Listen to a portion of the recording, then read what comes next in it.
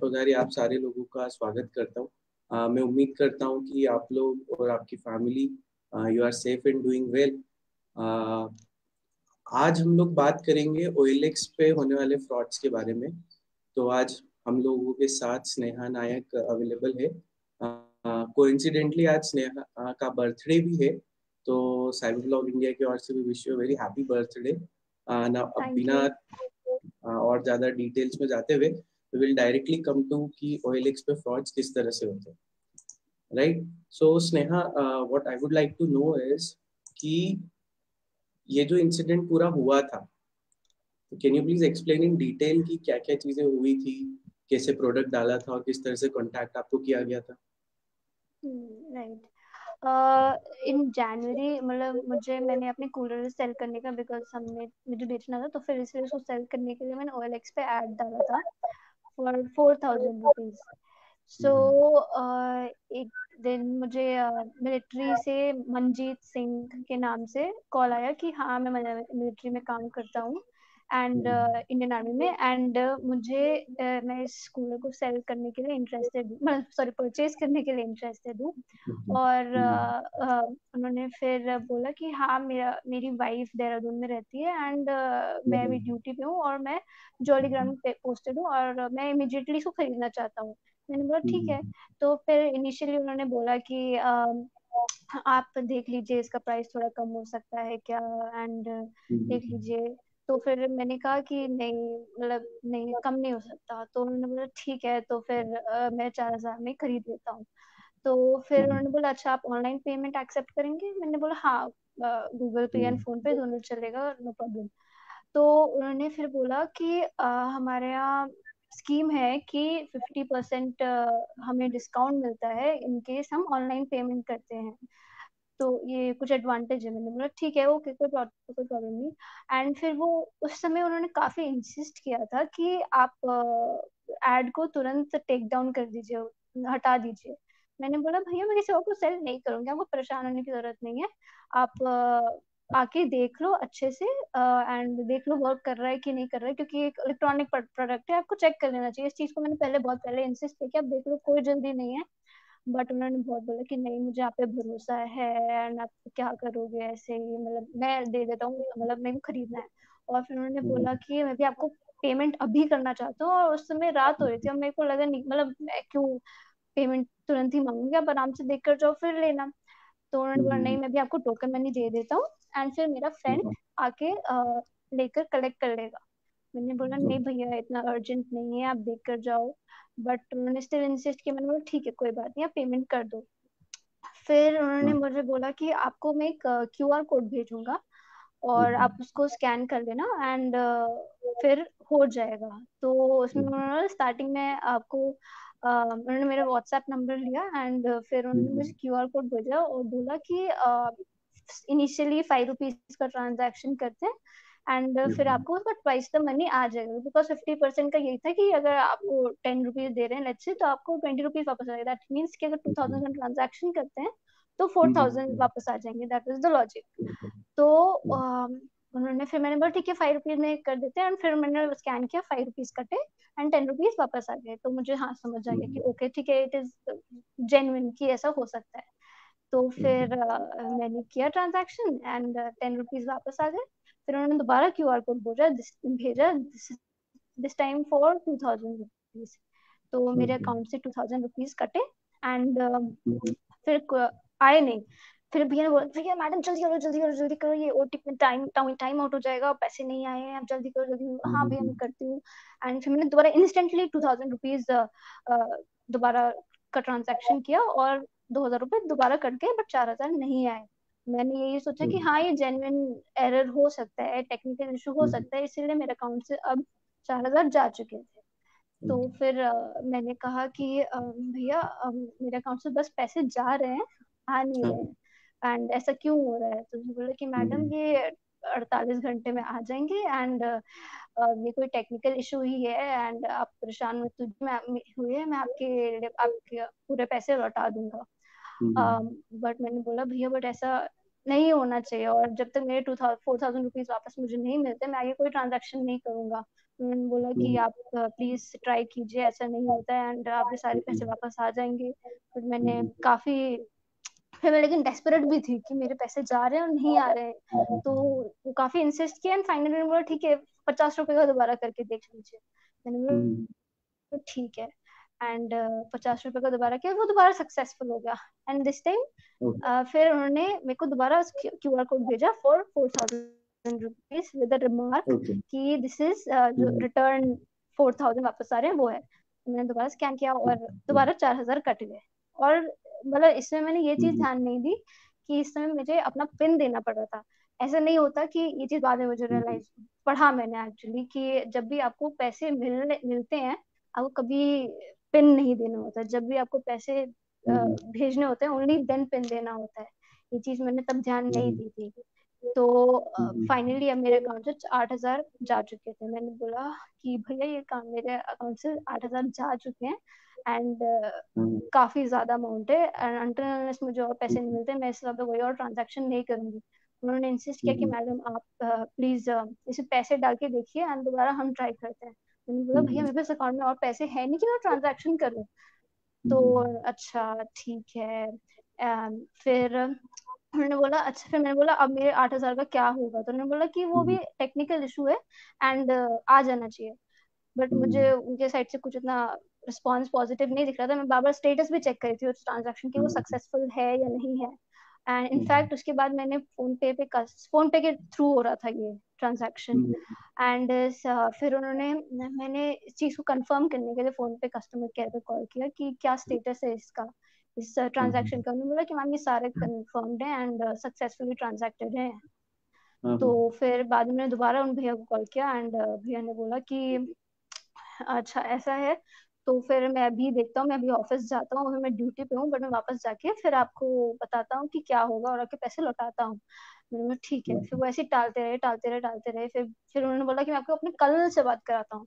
फिर first of all मैं काफी इस चीज के लिए थोड़ी क्यूरियस, मतलब मुझे लगा कि इतनी इजीली कैसे एक्सेसिबल हो सकता है कोई इनका कलर, कोई या कोई सीनियर भी कोई इतना जल्दी एक्सेसिबल कैसे होता है। This was one of the red flags जो मुझे लगा कि ये नॉर्मल नहीं है।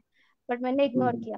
फिर उनके कर्नल से जिनका नाम उन्होंने शुभम बताया उनसे बात कराई और वो हिंदी में बात कर रहे थे जो कि थोड़ा अगेन नॉर्मल नहीं है बिकॉज इंडियन मिलिट्री में मतलब हमेशा सब इंग्लिश में ही बात करते हैं सीनियर पोजीशंस में एटलीस्ट। तो बट स्टिल मैंने सोचा कि एक्चुअली मेरे को ये इस बात पे जज नहीं करना चाहिए एंड मैंने बात की। उन्होंने भी अच्छे से बात की एंड फिर उन्होंने बोला कि मैडम मैं आपके पैसे लौटाऊंगा, थोड़ा टाइम दीजिए, मैं देख रहा हूँ एंड और भी यहाँ पर लोग हैं उन सबसे बात करो, आपके पैसे वापस आ जाएंगे। मैं फिर भी उनके पीछे पड़ी रही कि क्या स्टेटस है अब आप बताइए। काफी देर हो गई, पूछा। फिर फाइनली उन्होंने बोला कि मैं आपको नेक्स्ट डे 9 o'clock से पहले बताता हूँ उसका स्टेटस। और क्योंकि अभी ऑफिस से मैं जा चुका हूँ। फिर नेक्स्ट मॉर्निंग मैंने उनसे पूछा तो उन्होंने मुझे ये सोल्यूशन दिया कि आप अपना पेटीएम का एक्सेस मुझे दे दीजिए एंड इसमें मैं फिर ट्रांजैक्ट ऐड कर दूंगा पैसे। मैंने बोला आपको मेरे एक्सेस की क्या जरूरत है, पेटीएम के एक्सेस की? आप तो इजीली मुझे ट्रांसफर कर सकते हो। कभी ऐसा नहीं होता है कि मुझे आपको किसी का अकाउंट लेके उसमें ऐड मनी करना है एंड देन फिर आप पैसे दोगे। मैडम ऐसे ही हो सकता है। मैंने बोला भैया ये कोई लॉजिकल बात नहीं है एंड अगर आपको ऐसा करना भी है तो आप मुझे अपना एड्रेस बताइए, मुझे कोई दिक्कत नहीं है, मैं जॉली ग्रांट आके फिर आपके मेरे सामने ये चीज करना। बट नहीं, वो नहीं माने एंड मैं 8,000 क्योंकि जा चुके थे, मैं बहुत ज्यादा डेस्परेट थी कि मुझे वो पैसे वापस मिले। और अभी तक मैं उन्हें बहुत ट्रस्ट कर रही थी बिकॉज फर्स्ट ऑफ ऑल वो इंडियन मिलिट्री के थे। उससे पहले उन्होंने मुझे अपना कैंटीन कार्ड भी दिया था और आधार कार्ड भी दिया था एंड सब कुछ शेयर किया था। तो ये सारी चीजें मुझे जेन्युइन लगी कि हाँ ऐसा कोई क्यों करेगा एंड मैं सिर्फ बिलीव करती गई। और फिर वो ऐसे ऐसे स्टेटमेंट्स देते कि मेरी 17,000 की नौकरी है, मैं आपके साथ ऐसा क्यों ही करूंगा। फिर कर्नल ने बोला कि मंजीत के कारण मैं इतना परेशान क्यों होऊंगा, मेरी नौकरी चली जाएगी एंड ऐसे ऐसे वो स्टेटमेंट्स बीच में देते रहते मैं बिलीव करती रही हाँ ये जेन्युइन ऐसा मेरे साथ क्यों करेंगे। एंड तो ऐसा हुआ एंड फिर फाइनली वो बहुत इंसिस्ट किए कि आप पेटीएम का एक्सेस दे दीजिए, उसमें अपने सारे कार्ड्स हटा दीजिए, saved cards and zero balance कर दीजिए एंड फिर मैंने फाइनली दे दिया बिकॉज आई थॉट कि सब कुछ मैं हटा दूंगी तो फिर वो क्या ही करेंगे। एंड देखते देखते उन्होंने पासवर्ड चेंज कर दिया एंड मेरा एक्सेस लूज हो गया। फिर फाइनली मैंने साइबर सेल में जाके कंप्लेन की। वहां पर उन्होंने इमीडिएटली सारे अकाउंट्स ब्लॉक किए जिसमें मैंने ट्रांजैक्शन किए थे। उस चीज पे भी वो सारे अकाउंट्स भी ब्लॉक किए एंड मेरा अकाउंट भी ब्लॉक्ड है अब। सो ये सारी चीजें हुई थी। फिर बाद में उनका अगेन अगेन कॉल आया कि आपने बाकी सारे अकाउंट्स क्यों ब्लॉक कराए, आपके तो मैंने जिस पे ट्रांसफर कराया था वो तो ठीक है लेकिन आपने बाकी सारे क्यों कराए। तो इस चीज से वो बहुत अनॉयड थे। और इनफैक्ट मेरे बाकी दोस्तों ने भी कुछ कुछ दोस्तों ने OLX पे एड्स डाले थे फ्रिज एंड कूलर्स ये सब के लिए। तो उनका ये प्रोसीजर रहता है कि जब भी किसी एड के लिए वो किसी एड के रिस्पेक्ट में वो फ्रॉड करना चाह रहे हैं उसमें वो बोलेंगे कि आप अपना एड प्लीज उतार दीजिए, हटा दीजिए, सो दैट उनको ये चीज पता रहे कि हाँ हमने इसको कांटेक्ट कर लिया, अब हमें दोबारा से कांटेक्ट नहीं करना है। तो मेरे फ्रेंड्स को एक ही एड के रिगार्डिंग जिसकी उन्होंने सारी बहस कर ली है, दोबारा उसकी से दोबारा कॉल आया है। तो ऐसा भी ये लोग करते हैं। और एक और चीज है इसमें कि जैसे लेट्स से 4000 रुपीज का एड है तो पहले उनको वो ऐसे ताकि सेलर को लगे कि हाँ ये जेन्युइन है, प्लीज आप देख लीजिए थोड़ा प्राइस कम कर दीजिए। बट वो बोलेंगे अच्छा कि ठीक है। अगर सेलर बोलता है कि ठीक है कम कर देते हैं तो अगेन वो 4000 रुपीज पे ही आ जाएंगे उनको, क्योंकि राउंड ऑफ मनी चाहिए एंड जितना ज्यादा पैसा इन्वॉल्व है उतना ही बेटर है उनके लिए। तो बेसिकली यही सब होता है। तो एक दो मेरे क्वेश्चन है जो आपसे पूछना चाहूंगा कि जब उन्होंने लाइक कैंटीन कार्ड शेयर किया, आधार कार्ड शेयर किया, तो आपको ऐसा नहीं लगा कि एक इंडियन आर्मी का सोल्जर या इंडियन मिलिट्री का पर्सनल आपसे अपने आईडी कार्ड शेयर क्यों करेगा? राइट मुझे ये चीज बहुत स्ट्राइक की और यही चीज मुझे बिलीव करा दी। आई थॉट कि मतलब अगर सपोज कोई ऑफिसर ग्रेड पे होता तो तब तो इट इज वेरी डाउटफुल कि हाँ ये इतना ऐसे कैसे कर सकता है ये। बट आई थॉट सोल्जर है तो इसकी नादानी हो सकती है ये चीज। इसीलिए मुझे लगा कि हाँ चलो इसको बिलीव किया जा सकता है टू सम एक्सटेंट, हो सकता है ऐसा। इसीलिए मैंने डाउट डाउट आया बट ये मुझे बिलीव भी करने पे मजबूर कर दिया कि हाँ ये मेरी तो जेन्युइन। अभी मैंने स्क्रीन पे एक स्क्रीनशॉट शेयर किया है जो सब लोग अपने राइट में देख सकते हैं। ये ये हमने एक एडवाइजरी पब्लिश करी थी 25 अप्रैल 2019 को। ठीक है, तो इसमें हमने पूरा एक OLX फ्रॉड का डिस्क्रिप्शन लिखा था। हुआ ये था इसमें कि जो विक्टिम थे उन्होंने अपनी एक व्हीकल बेचने के लिए OLX पर एडवर्टीजमेंट डाला था। ठीक है, तो व्हीकल की जो प्राइस थी वो शायद 60-70 थाउजेंड कुछ थी। तो जैसे ही उन्होंने एडवर्टीजमेंट डाला तो उसके कुछ ही देर में उनके पास कॉल आया, और जैसा स्नेहा आपने बताया कि उन्होंने जितना प्राइस बोला उसमें वो एग्री भी कर गए और उन्होंने एडवांस पेमेंट करने के लिए बोला। फिर जो फ्रॉडस्टर्स थे उन्होंने पूछा कि क्या यही आपका नंबर है, इसी नंबर पे आप फोन पे चलाते हैं? तो विक्टिम ने बोला हाँ चलाते हैं। और फिर उन्होंने ये रिक्वेस्ट भेजी फोन पे विक्टिम को, जो आपको स्क्रीन पे सबसे राइट में दिख रही है। अब क्या होगा कि अगर आप यहाँ पर ऊपर ध्यान नहीं दोगे, रिक्वेस्टेड बाय और पे का बटन है, रिसीव का कोई बटन नहीं है। तो जो आपने बात बोली कि जब भी आपको पेमेंट रिसीव करना होता है आपको कहीं पर भी पिन नहीं डालना होता है। और यही बात हमने राइट हमारे लाइव वीडियो में, लास्ट वाले लाइव वीडियो में भी करी थी कि जब भी आपको पेमेंट करना होता है आपको अपना पिन तभी डालना होता है। पेमेंट रिसीव करने के लिए आपको किसी भी तरह का पिन डालने की कोई जरूरत नहीं होती है। तो अब आप आपके साथ ये चीज फर्स्ट हैंड हुई है, ठीक है। तो बहुत सारे लोग हैं जो OLX चलाते हैं जिनको कुछ भी सामान रीसेल करना होता है, खरीदना होता है। तो आप उनके लिए क्या सजेस्ट करोगी कि अगर ऐसा उनके साथ हो तो उन्हें क्या क्या करना चाहिए? फर्स्ट ऑफ ऑल मैं यही कहूंगी कि आप किसी को भी एट फर्स्ट इंस्टेंट अच्छा ना माने। मतलब फर्स्ट अज्यूम करके चलें कि जरूरी नहीं कि हमेशा अच्छा ही चाहेगा कोई आदमी। तो in this case on it as much as possible offline transactions prefer करें। एंड और इलेक्ट्रॉनिक्स के रिस्पेक्ट में मैं तो यही कहूंगी कि कोई भी अगर जेन्युइन बायर होता है वो हमेशा अगर खरीदना है वो चीज चाहेगा चीजें हमेशा वर्किंग कंडीशन में हो। एंड ये चीज बहुत ऑड थी कि बिना मुझसे कुछ प्रोडक्ट में इंसिस्ट ही नहीं किया उन्होंने, बिल्कुल ध्यान नहीं दिया कि हाँ ये वर्किंग है, यानी बिल्कुल इंटरेस्ट शो नहीं किया। बट तो ये मुझे काफी डाउटफुल लगा था। एंड हाँ, एंड ये चीज ध्यान दी, ये सब चीजें थोड़ी टेंशन देने वाली चीज होती है।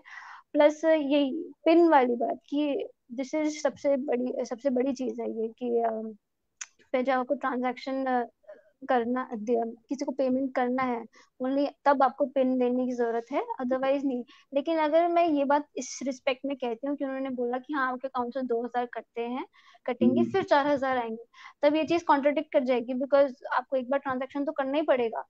तो ऐसे केसेस को अवॉइड करने के लिए बेस्ट तो यही कि ऑफलाइन ट्रांजैक्शन करो, आप साफ साफ साफ मना कर दे कि नहीं हमें ऐसा नहीं करना है। तो ठीक है, ओके। तो हम आपने जो पूरा एक्सपीरियंस शेयर किया, तो हम यही कंक्लूजन निकाल सकते हैं कि अगर आपको OLX पे कोई भी प्रोडक्ट अगर बेचना भी है, तो किसी भी बंदे पे या जो भी आपसे उसको खरीदना चाहता है उस पर आउटराइटली ट्रस्ट ना करें।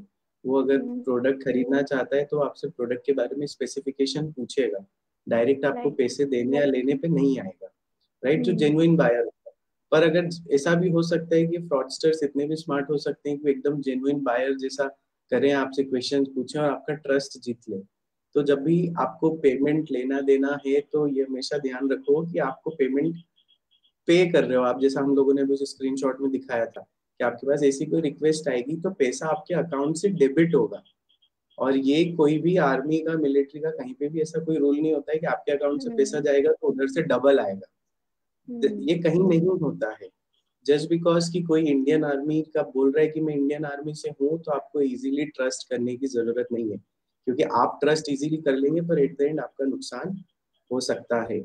आपको कभी भी कोई राइट। भी पेमेंट करना है, कोई भी आपको कॉल पे बोले कि ये वाली एप्लीकेशन डाउनलोड कर लो, इससे आपकी स्क्रीन शेयर हो जाएगी, तो आपको ऐसी एप्लीकेशन भी डाउनलोड नहीं करना है। और जैसा स्नेहा ने बताया कि उन्हें क्रेडेंशियल्स शेयर नहीं करने थे, तो वैसा ही आप सभी लोगों को भी ध्यान रखना है कि आप अपने क्रेडेंशियल्स किसी के भी साथ शेयर ना करें।